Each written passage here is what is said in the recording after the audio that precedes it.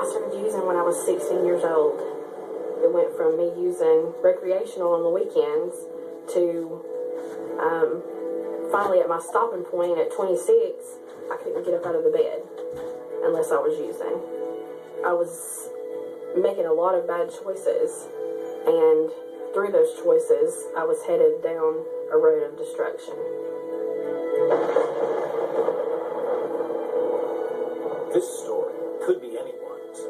Someone you know, someone you love. No matter who it is or where it happens, each tale is one person waging their own individual battle with one of the most addictive drugs ever made. My parents had no idea that I used drugs at all. I was a complete closet addict. I did act very irrational. You know, if things didn't go my way, I acted out. And they just thought that I was crazy. And they were so naive that I lied to them and told them that it was somebody else's dope, that it wasn't mine. I didn't know how it got there. And being a good kid, raised in a good family, with parents that never done anything like that, they had no idea. And they thought, you know, not my kid. My daughter wouldn't do that. So they believed me. A lot of my using continued because I was afraid to get out. And I had used for so long, I didn't know how to really live life without using. I was in a couple of very abusive relationships. My first marriage resulted in me losing a baby because he didn't want to have kids. So he abused me to the point of causing me to lose a child. I think a lot of the abuse is drug induced. You know, normal people don't act like that. The worst part of it is when you're coming down off the dope, the crash. When you don't have any dope, when you don't know when your next shipment's coming in, and you have to deal with life on life's terms. And after you've used for so long, you don't know how to deal. So you're angry and you lash out and you hurt people and people hurt you. The first time that I got in trouble, the DEU asked for permission to come in and search my apartment, and I'd never been in trouble before, so I let them come in. And the next time they came in, they didn't knock on the door. They busted through the door, and my daughter was there. And still to this day, I can remember them throwing me on the floor in front of her and holding a gun to my head.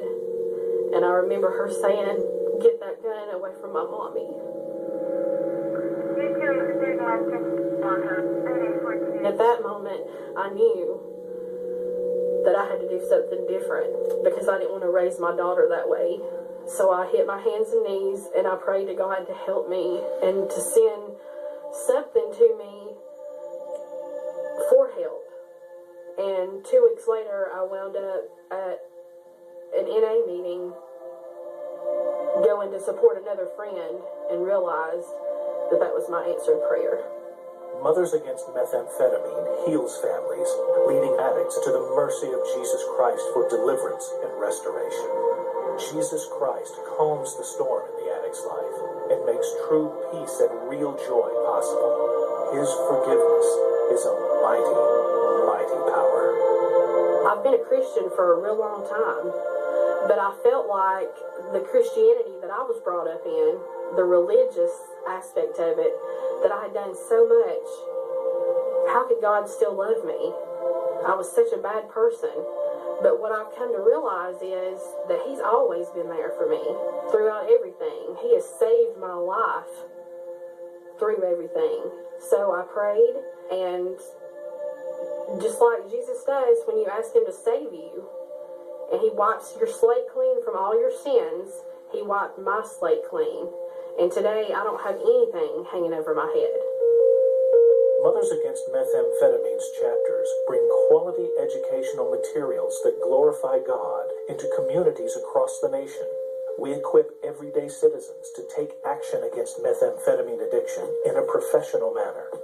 Mothers Against Methamphetamine produces a scientifically accurate drug education curriculum called Power Over Addiction that is used in rehabilitation centers, shelters, and prisons across the nation. Mothers Against Methamphetamine also trains professionals. We produce training materials, literature, and videos to educate teachers, social workers, school counselors, and nurses to identify drug-exposed infants and children before it's too late. We need your support to continue this work, expand our reach into more schools, more jails, more rehabilitation centers, and into the lives of the children who are counting on us.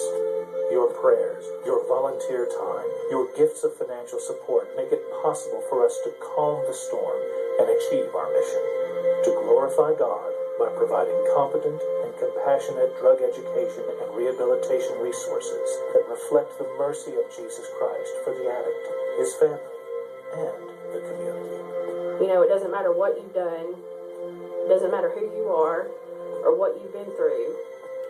Jesus has always loved you.